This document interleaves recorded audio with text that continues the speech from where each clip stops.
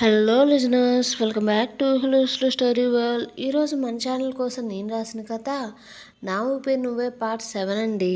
ఈ కథలోని ముందర భాగాలు చూడని వాళ్ళ కోసం కామెంట్స్లో లింక్స్ ఇచ్చానబ్బా. అలాగే ఛానల్లో అన్ని కథలకు ప్లేలిస్టులు కూడా ఉన్నాయి. కొంచెం సబ్స్క్రైబ్ చేసుకొని చూస్తూ నచ్చినట్లయితే లైక్ చేసి కథ ఎలా ఉందో చుట్టి కామెంట్ రాయండి అబ్బా. మరి ఇంక మనం కథలోకి వెళ్ళిపోదామా? సువత్సల ఉమామహేశ్వర్కి ఫోన్ చేసి దీప వైజాగ్లో వారి కుటుంబంతో పాటు ఉండడానికి ఒప్పిస్తుంది. అయితే దీప అంగీకారం అడిగిన తరువాతే ఏ విషయం చెబుతానంటూ ఉమామహేశ్వర్ దీపకు కాల్ చేయగా ఆమెకు ఆరోగ్యం బాగోపోవడంతో ఆ విషయం మాట్లాడడం మానేస్తాడు. ఇంకోవైపు దీప ఒడిలో తలపెట్టుకుని ఉన్న కార్తీక్ ఆమెతో చాలా ప్రేమగా మాట్లాడుతూ ఉంటాడు. అతని మాటలకు, అతను చూపిస్తున్న ప్రేమకు, అతని కళ్ళల్లో కనిపిస్తున్న ఆప్యాయతకు దీప కొంచెం కొంచెంగా అతని గురించి ఆలోచించడం మొదలు పెడుతూ ఉంటుంది. ఇంతలో రవి, శర్మ ఇద్దరూ కూడా లేడీస్ హాస్టల్ దగ్గరికి వస్తారు. అయితే శర్మకు దీప వాళ్ళ రూమ్ తెలుసు. పైగా తన కూతురు అక్కడే ఉండడంతో, అతను ఎప్పుడూ వస్తూ ఉండడంతో అతనికి ఎలాంటి ఫార్మాలిటీస్ లేకుండా లోపలికి పంపిస్తారు అక్కడున్న వాచ్మెన్స్. అయితే రవి విషయంలో అలా జరగదు. తనకు అన్ని ఫార్మాలిటీస్ని కూడా పూర్తి చేస్తూ ఉంటారు. శర్మ పద్మిక రూంలోకి నేరుగా వెళ్ళిపోయాడు. దాంతో డోర్ తీసిన శబ్దం రావడంతో దీప కంగారుగా కార్తీక్ తలను ఒడి నుంచి తీసి మంచం మీద పెట్టింది. అయితే కార్తీక్ మాత్రం వచ్చింది కౌశల్ అనుకుని, ఎరా నీకు బుద్ధి లేదా, కొంచెం ఆగి రావచ్చు కదా అంటూ లోపలికి వస్తున్న శర్మను చూస్తూ మీరు మీరు అంటూ దీపను చూస్తూ ఉంటే ఆమె కంగారుగా అది మరీ అంకుల్ అంటూ తడబడ్డం చూసి కార్తీక్ శర్మను తేరిపారా చూడ్డంతో గుర్తుపట్టాడు. ఎందుకంటే తన అమ్మ భవానీ ఏర్పాటు చేసే ఫంక్షన్స్లో అప్పుడప్పుడు శర్మ కూడా కనిపిస్తూ ఉంటాడు.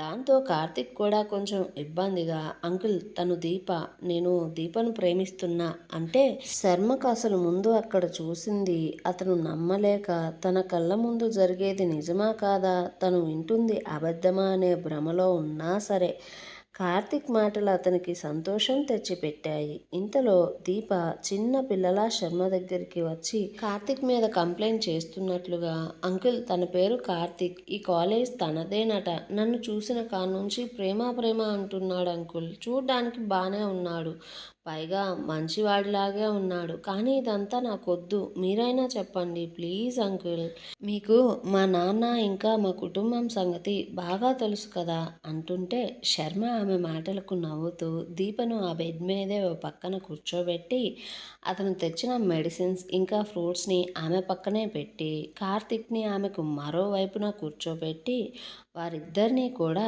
తన కన్నుల నిండా చూసుకుంటూ వారి ఎదురుగా ఒక చైర్ వేసుకుని కూర్చొని తన ఎమోషన్ అంతా కొద్దిసేపటికి తన కంట్రోల్లోకి తెచ్చుకొని దీపను చూస్తూ, చూడు దీప, కార్తీక్ చాలా మంచోడు, నాకు చాలా కాలంగా కార్తీక్ తెలుసు, ఇంతవరకు నేను ఎప్పుడు కూడా తను ఎవరితోనైనా తప్పుగా ప్రవర్తించడం చూడలేదు, వినలేదు. తన పని పట్ల, తన విధానాల పట్ల నిబద్ధత కలిగిన ఇలాంటి పిల్లాడిని కూడా నేను ఇంతవరకు చూడలేదు. నేను కార్తీక్కి 100 మార్క్స్ వేస్తా. ఇంకా తన ఫ్రెండ్స్ ఎవరో, తన ఫ్రెండ్షిప్ ఎలా ఉంటుందో కూడా నాకు బాగా తెలుసు. ఎందుకంటే నా కూతురు కౌశల్ని ప్రేమిస్తుంది, ఆ విషయం నాకు తెలుసు, వాళ్ళు చెప్పకపోయినా నేను తెలుసుకున్నా, ఎందుకంటే నాకు నా కూతురి జాగ్రత్త ముఖ్యం. సో నేను నాకు విషయం తెలిసిన వెంటనే ముందుగా కౌశల్ గురించి ఎంక్వైరీ చేయడం మొదలుపెట్టా.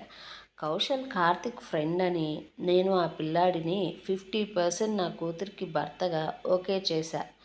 సో ఫ్రెండ్నే 50% ఓకే చేసిన నేను కార్తిక్కి 100 మార్క్స్ ఇవ్వడంలో తప్పు లేదు కదా.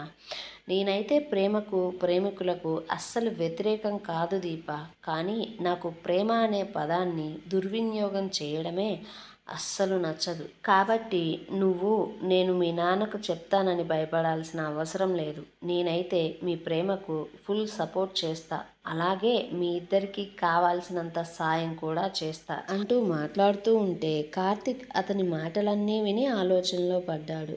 అయితే అప్పుడే పద్మిక లోపలికి వస్తూ, నాన్న మీరిక్కడ ఉన్నారేంటి అంటూనే, దీప మీ బావ రవి ఇక్కడికి వస్తున్నాడే అంటూ చెప్పడంతోనే దీప ఒక్కసారిగా కంగారుగా కార్తీక్ నుండి దూరం జరిగి మంచం నుంచి లేచి నుంచుంది. అది చూసిన కార్తీక్కి అస్సలు నచ్చలేదు. అయినా సరే ప్రస్తుతానికి మౌనంగా ఉన్నాడు. ఇంతలో రవి లోపలికి వచ్చి అక్కడ చూడగా అక్కడ మొత్తం కూడా 6 మంది అప్పటికే ఉండడంతో, అందులో కూడా కార్తీక్ తన మరదలి రూమ్లో ఉండడంతో అదంతా చూసిన అతనికి కోపం వచ్చి, ఏంటి ఈ కాలేజ్లో కో ఎడ్యుకేషన్ క్లాసులే అనుకున్నా, కో హాస్టల్ కూడా ఉందా, అసలు ఇది హాస్టలా లేక ఏమన్నా ఓహో రూమా, ఏంటి ఇదంతా ఇంతమంది ఉన్నారు ఈ రూమ్లో అంటూ ఉంటే, ఆ మాటకు దీపకు కోపం వచ్చి కోపంతో, బావా నీకు అసలు అలాంటి రూమ్స్ గురించి ఎలా తెలుసు అని అడగగానే అక్కడ అందరూ కూడా దీప మాటలకు మాడిపోయిన రవిని చూస్తూ అతి కష్టం మీద వారి నవ్వును ఆపుకుంటూ ఉంటే, రవి కోపంగా, దీప నేను నీకు జ్వరంగా ఉందని మీ నాన్న ఫోన్ చేసి చెప్తే వచ్చా, నువ్విప్పుడు నీ పిచ్చి మాటలతో నాకైతే కోపం తెప్పించకు అంటూ అతను తీసుకువచ్చిన మెడిసిన్ని, జ్యూస్ బాటిల్స్ని మంచం మీద విసురుగా పడేశాడు. దాంతో జ్యూస్ బాటిల్స్ కిందకు జారి దొర్లి పడిపోయి పగిలాయి. దాంతో ఆ జ్యూస్ అంతా కూడా ఆ రూమ్ ఫ్లోర్పై చిందడంతో పద్మిక, రవి అసలు ఏంటిది అంటే, రవి పొగరుగా, ఉన్నాడు కదా మీ కాలేజ్ ఓనర్ ఇక్కడే, దాన్ని క్లీన్ చేయించుకుంటారులే, డబ్బులు తీసుకోవట్లేదా ఏంటి అంటూనే ఒకలా అక్కడున్న వారందరినీ చూస్తూ, అసలు కార్తీక్, కౌశల్ మీ ఇద్దరికి నా మరదలి రూమ్లో ఏం పని, ఇక్కడ మీరు అసలు ఈ టైంలో ఏం చేస్తున్నారు అంటూ అడిగి మౌనంగా అక్కడే ఉన్న నవీన వంక ఓరగా చూస్తూ, ఎవరిది భలే ఉందే అంటూ కామం కారిపోయేలా ఒక గంట గమనిస్తూనే ఉన్నాడు నవీనను. కౌశల్ కార్తీక్ రవికి సమాధానం చెప్పడం కోసం తడుముకుంటూ ఉండగా శర్మ ముందుకు వచ్చి, రవి నేను ఉమామహేశ్వర్ ఫ్రెండ్ని, తను పద్మిక నా కూతురు, దీపను ఈ కాలేజ్లో జాయిన్ చేసింది నేనే, అలాగే తనకి ఇక్కడ కొత్త కాబట్టి నా కూతురు రూమ్లోనే ఉంచా, సో దీపకు బాగాలేదని మీ మామయ్య నాకు కూడా ఫోన్ చేసి చెప్పాడు, నేనే కాలేజ్కి తనను చూడ్డానికి వస్తున్నప్పుడు క్యాంపస్లో కార్తీక్ కనిపించడంతో తనతో నాకు మంచి పరిచయం ఉంది కాబట్టి దీపను తనకు పరిచయం చేస్తే బెటర్గా ఉంటుంది అని, జాగ్రత్తగా చూసుకుంటారని కాలేజ్ వాళ్ళు నేనే వీరిని ఇక్కడికి తీసుకుని వచ్చా అంటూ చెప్పడంతో వారందరూ కొంచెం ఊపిరి పీల్చుకున్నారు, ముఖ్యంగా దీప. అయితే అప్పటికే ఆ రూమ్లో కార్తీక్ ఫోన్ 4 సార్లు పైనే మోగింది. అతను మోగుతున్న ప్రతిసారి కూడా ఆఫ్ చేయడం జరుగుతూనే ఉంది. అయినా సరే అది మళ్ళీ మోగుతూనే ఉంది.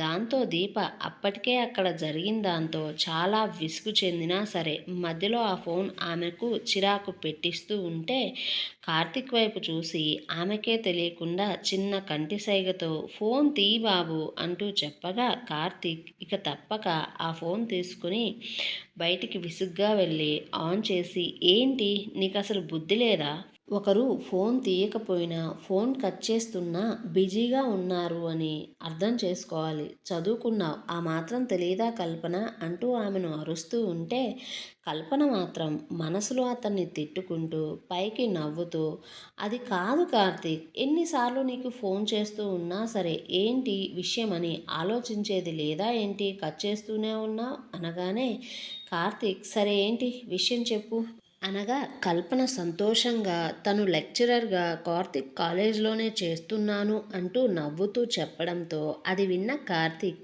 ఏంటి నువ్వు లెక్చరర్వా, నువ్వు ప్రతి సబ్జెక్ట్ని కూడా ఎప్పుడు ఎగ్జామ్స్లో నా దాంట్లో కాపీ కొట్టే కదా పాస్ అవుతావు, నువ్వు మరి వాళ్ళకేం చెప్తావు, ఇక వాళ్ళంతా పాస్ అయినట్లే పాపం, ఫైనల్ ఇయర్లో ఈ శిక్ష ఏంటి వాళ్ళకి అంటుంటే కల్పన అలిగినట్లుగా, కార్తీక్ ఎందుకు ఇలా నన్ను ఏడిపిస్తావు ఎప్పుడు, నన్ను లవ్ చేయమంటేనేమో నన్ను ఇంకా ఫ్రెండ్ జోన్లోనే ఉంచాను అంటావు, పోనీ నాతో కలిసి ప్రాజెక్ట్ వర్క్ చేద్దామంటే కంపెనీ గురించి అక్కడ కూడా నాకేం వచ్చు అంటూ ఎగతాళి చేస్తావు, సో అందుకనే నాకు బోర్ కొడుతుందిరా, ఇక అందుకనే ఇలా కాదని అత్తయ్యను అడిగి కాలేజ్లో లెక్చరర్గా కొత్తగా జాయిన్ అయ్యా. ఇప్పుడు నేను నీ మీద ఉన్న కోపం అంతా కూడా నీ స్టూడెంట్స్ మీద చూపించొచ్చు కదా అంటూ కల్పన ఎంతసేపటికి కూడా ఫోన్ పెట్టకుండా కార్తిక్తో ఏదో ఒకటి మాట్లాడుతూ ఉన్నా సరే, కార్తిక్ ఫోన్లో వినిపించే మాటల కన్నా తనకు రూమ్లో నుంచి వినిపించే మాటల మీదే ఎక్కువ శ్రద్ధ పెట్టాడు. లోపల రూమ్లో రవి దీపను చూస్తూ సరేలే గాని మీ నాన్న నీకు ఫోన్ చేశాడా అంటూ అడగ్గా దీప అనుమానంగా చేశాడు బావా అంటూ చెప్పగా రవి పొగరుగా ఆమెనే చూస్తూ అయితే మరి నువ్వెప్పుడు బయలుదేరుతున్నావు, ఎప్పుడు ఈ హాస్టల్ ఖాళీ చేస్తున్నావు అంటూ అనగా దీప అయోమయంగా ఎక్కడికి బావా బయలుదేరాల్సింది, అసలు నేను ఇప్పుడు ఉన్న పలంగా ఎందుకు హాస్టల్ ఖాళీ చేయాలి అంటూ అడుగుతూ ఉంటే రవి ఎక్కడికేంటి నా ఇంటికే, ఇక నుండి నువ్వు నాతో పాటు నా ఇంట్లోనే ఉంటావు అంటుంటే దీప ఎందుకలా, నాకు ఇక్కడ కంఫర్ట్గానే ఉంది బావా అనగానే రవి చూడు మా అమ్మ నాన్న ఇక నుండి నా దగ్గరే ఉంటారు, సో ఫ్యామిలీ అంతా ఇక్కడికి షిఫ్ట్ అవుతుంది కాబట్టి ఇక నువ్వు ఇలా హాస్టల్స్లో ఉంటూ ఇబ్బంది పడే అవసరం అయితే లేదు, నిన్ను నా ఇంట్లోనే ఉంచుతారు అంటుంటే దీపకు విషయం అర్థమై బావా నేను నాన్నతో మాట్లాడాలి, అయినా నాతో నాన్న అయితే ఈ విషయం గురించి ఏమీ చెప్పలా, కానీ ఇప్పుడు నేను నీకు ఓ విషయం చెప్తున్నా బాగా విను, నాకు అలా ఒకరి ఇళ్లల్లో ఉండడం అస్సలు ఇష్టం లేదు, నన్ను అక్కడికి మీరు తీసుకెళ్లాల్సిన అవసరం లేదు, అలాగే నేను ఎక్కడికి రాను అంటూ ఉంటే అప్పుడే కార్తీక్ ఫోన్ పెట్టేసి లోపలికి వచ్చి అదంతా వింటూ విషయం బాగా అర్థం చేసుకునేసరికి అతనికి బాగా కోపం వస్తుంది. రవి మాత్రం దీప మాటలను విని అలవాటు చేసుకోవాలి దీప, ఎందుకంటే ఇదే ఇక నుంచి నీ ఫ్యూచర్ కూడా అవుతుంది అంటూ ఇంకా ఏదో అనబోతూ ఉండగా ఇంతలో అతనికి ఓ లేడీ నుంచి ఫోన్ వచ్చింది. ఆ ఫోన్ చేసిన లేడీ ఇంకా ఎంతసేపు కార్లో వెయిట్ చేయాలి రవి, నాకు బోర్ కొడుతుంది, పైగా మన డేట్కి కూడా లేట్ అవుతుంది, కొంచెం త్వరగా రా అంటూ మాటల్లోనే రవి మీద హొయలన్నీ ఒలకపోస్తూ ఉంటే రవి సరే ఓకే వస్తున్నా అంటూ చెప్పి దీపతో అమ్మ వాళ్ళు ఇంకా 2-3 రోజుల్లో ఇక్కడికి వచ్చేస్తారు, నువ్వు కూడా ఈలోపు రెడీగా ఉండు తీసుకుని పోతా అంటే కార్తీక్ ఇంకా తన కోపాన్ని ఆపుకోలేక అతనితో ఏదో అనబోతూ ఉండగా శర్మ అతని చెయ్యి పట్టుకుని ఇప్పుడేం మాట్లాడద్దు అంటూ సైగ చేశాడు. దాంతో కార్తీక్ మాట్లాడకుండా ఆగిపోయాడు. రవి మాటలు విన్న దీప వెంటనే అతను బయటికి వెళ్ళగానే ఆమె తమ్ముడు విమల్కి ఫోన్ చేసి విషయం అడగ్గా అతను ఇంట్లో జరిగిందంతా తనతో చెప్పి అక్క నానైతే ఒప్పుకున్నానులే కానీ నిన్ను అడిగే ఏదో ఒక విషయం అత్తతో చెప్తాను అన్నాడు, అయితే ఇప్పుడు నువ్వు అసలు ఉన్నట్టుండి ఈ విషయం అడగడానికి కారణం ఏంటి, అసలు అక్కడ ఏమైంది అంటే దీప విమల్కి ఎప్పటిదాకా జరిగిందంతా కూడా చెప్పేసింది.